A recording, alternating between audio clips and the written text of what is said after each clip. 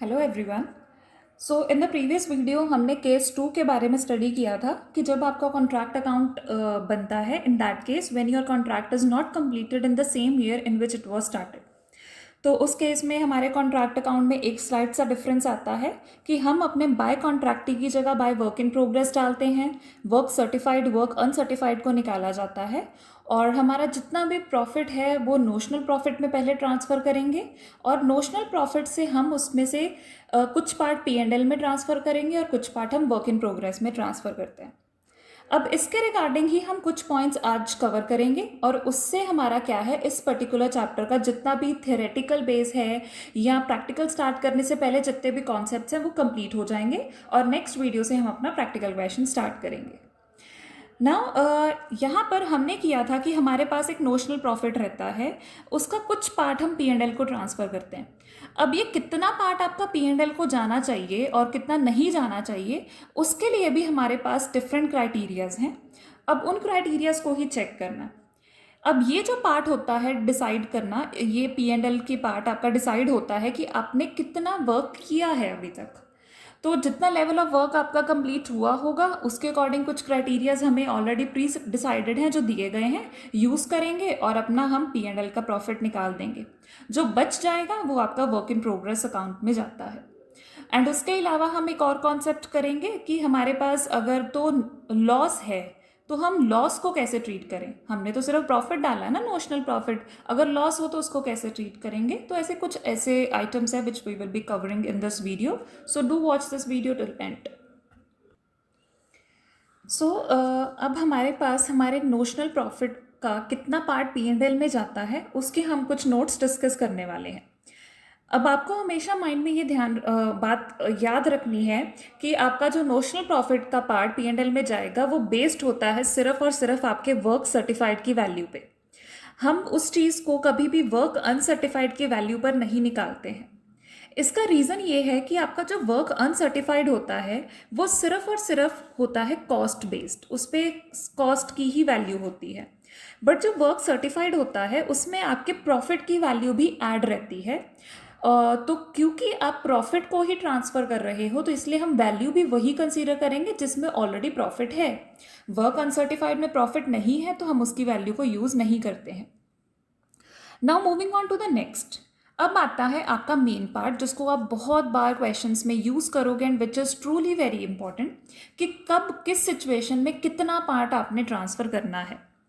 Very first situation ये है कि आप पहले चेक करो कि आपका जो वर्क अनसर्टिफाइड है वो कितनी स्टेज तक है with respect to your contract price. If work certified is less than 1/4 of contract price, ये आपको मेंशन होगा। कॉन्ट्रैक्ट प्राइस क्या होता है, एक रेट जिसमें दोनों पार्टीज कॉन्ट्रैक्टर और कॉन्ट्रैक्टी दोनों में एग्रीमेंट हुआ है कि कितना कॉन्ट्रैक्टर को पे किया जाएगा कॉन्ट्रैक्टी के through for completing that project, वो आपका कॉन्ट्रैक्ट प्राइस होता है। अगर आपका वर्क अनसर्टिफाइड कॉन्ट्रैक्ट प्राइस का 1/4 भी नहीं है, उससे लेस है, तो आपका कोई भी पार्ट नोशनल प्रॉफिट का P&L को ट्रांसफ़र नहीं होगा। मतलब सारे का सारा जो आपका नोशनल प्रॉफिट है वो उस केस में वर्क इन प्रोग्रेस रिजर्व को चला जाएगा। अब ये इसलिए किया जा रहा है क्योंकि आपका काम तो कोई भी कंप्लीट नहीं हुआ। अब इतनी कम स्टेज में हम कभी भी चेकआउट नहीं कर सकते कि हम कितना पार्ट प्रॉफिट को पोस्ट करें, तो इसी वजह से हम इस केस में कोई भी पार्ट प्रॉफिट को नहीं देते हैं, सारे का सारा वर्क इन प्रोग्रेस आ जाएगा। देन सेकेंड केस ये है कि अगर आपका वर्क सर्टिफाइड 1/4 है या 1/4 से ज़्यादा है बट वो कॉन्ट्रैक्ट प्राइस का हाफ से कम है, इन दोनों के बीच में है, इज इक्वल टू 1/4 और more than 1/4 of contract price but less than half of contract price, उस केस में जो आपकी लिमिट लगाई जाती है वो होती है 1/3 ऑफ नोशनल प्रॉफिट, कि आपका जितना नोशनल प्रॉफिट है उसका 1/3 आपके P&L को ट्रांसफ़र कर दिया जाएगा। बट अब प्रॉब्लम क्या है कि अगेन इस एस्पेक्ट में जब आप ये पार्ट ट्रांसफ़र करते हो, आपका कितना कैश रिसीव हुआ है, कितना कैश पे हुआ है, उसको चेक किया जाता है। अब उसको चेक करना काफ़ी ट्रिकी रहता है, तो हमारे पास क्या है, कुछ प्री डिसाइडेड फॉर्मूलाज हैं जो हम यूज़ करते हैं। उसमें क्या है, उसके आपके नोशनल प्रॉफिट को भी कंसीडर किया जाएगा, 1/3 लिमिट भी आ जाएगी और आपका कैश का पार्ट भी आ जाएगा। फॉर्मूला ये है, 1/3 ऑफ नोशनल प्रॉफिट, उन्होंने ये बोला था कि अगर आपकी ये लिमिट है तो हम 1/3 ऑफ नोशनल प्रॉफिट ट्रांसफ़र करते हैं, तो आपका वो पार्ट यहाँ पर कवर हो गया। Multiply by cash receive divided by work certified, कि आपका वर्क सर्टिफाइड में से कितना पार्ट अभी आपको कैश में रिसीव हुआ है, तो वो पार्ट आपका यहाँ डिस्कस हो जाएगा। अब नेक्स्ट जो है कि अगर आपका वर्क सर्टिफाइड हाफ या उसके इक्वल है बट 90% से कम है, हाफ या उसके इक्वल है बट अभी 90% ऑफ कॉन्ट्रैक्ट प्राइस से कम है, उस केस में आपकी 2/3 ऑफ नोशनल प्रॉफिट की लिमिट जाती है। अगेन फॉर्मूला सेम रहेगा, जस्ट 1/3 की जगह 2/3 यूज़ हो जाएगा, तो आपको यही फॉर्मूला अप्लाई करना है। अब आगे आपका लास्ट एंड जो बहुत क्रूशियल है और जो सबसे ज़्यादा रिपीट होगा वो है आपकी फोर्थ लिमिट।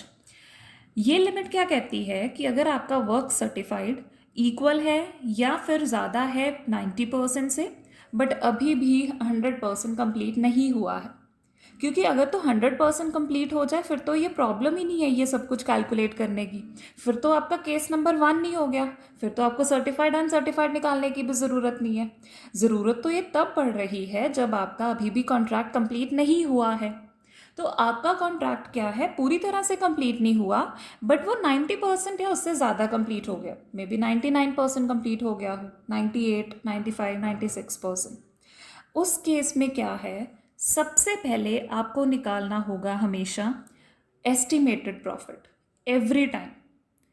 एस्टिमेटेड प्रॉफिट क्या होता है, ये एक ऐसा आपका एलिमेंट है कि आपको लगता है कि जैसे ही आपका कॉन्ट्रैक्ट कंप्लीट होगा आपको इतने अमाउंट का प्रॉफिट मिलने वाला है। आप उसमें क्या इंक्लूड करते हो, जो कॉस्ट आपने अभी इनकर करनी है उस कॉन्ट्रैक्ट को कंप्लीट करने में, उसके बेसिस पर आप अपना प्रॉफिट निकालते हो जो कंप्लीट होने के बाद आपको आएगा, और फिर उस प्रॉफिट के ऊपर हम अपने फॉर्मूलाज अप्लाई करते हैं जैसा कि हमने इन दोनों केसेस में किया है। तो अब एस्टिमेटेड फॉर्मूला प्रॉफिट निकालेंगे, फिर उस पर फॉर्मूलाज अप्लाई करने हैं, तो अब वो देखते हैं कि आप कैसे अप्लाई करोगे। अब हम निकालेंगे estimated profit.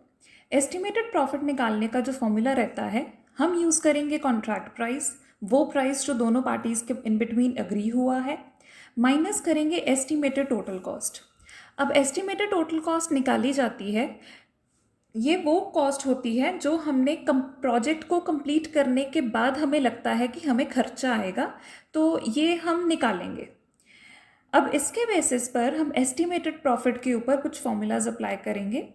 Estimated profit is equal to work certified upon contract price is equal to cash received upon contract price is equal to cost of work to date, मतलब अभी तक कितना खर्चा हो चुका है, divided by estimated total cost, और कितना खर्चा कंप्लीट करने के बाद होगा, ये वो है जो अभी तक हुआ है, मतलब 89% पर, 99% पर या 93% जितना भी कंप्लीट हुआ है वहाँ तक कितना खर्चा हुआ है, और अगर उसमें हम आगे आने वाला खर्चा इंक्लूड करें तो वो आपकी टोटल कॉस्ट बन जाएगी। Multiply by cost of work to date divided by estimated total cost multiply by cash received divided by work certified.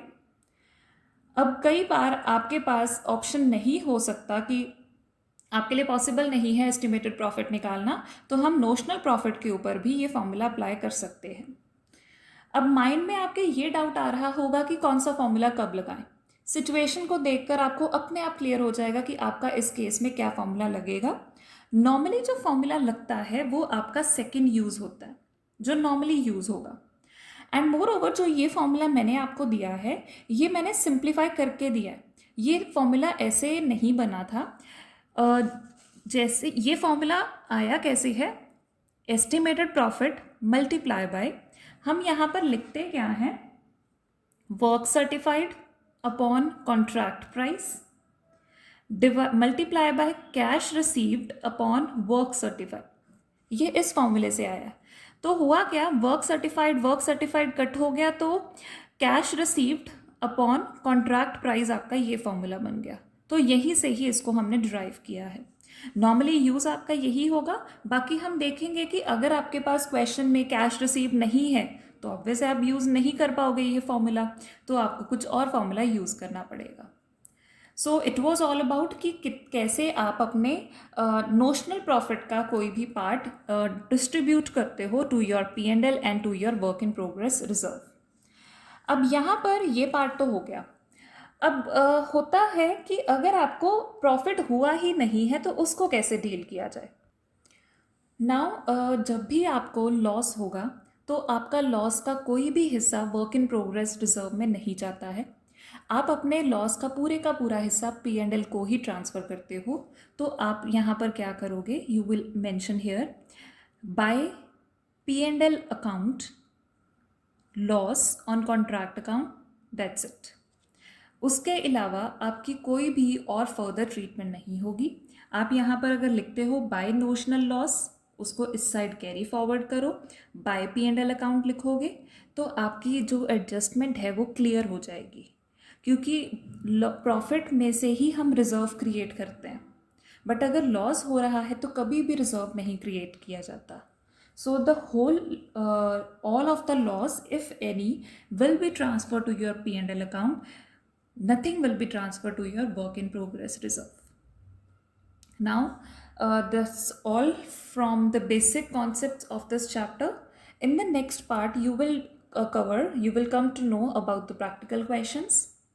And if you want theory notes of this chapter, or if you want ki I should make a PDF of all these notes, and you want to have a PDF of that notes, a soft copy of that notes, I will post the Telegram link in the description box. You can message there. The Telegram link group is again on the name Commerce Brainry. We will provide you notes over there. Do like, share and comment. Thank you so much.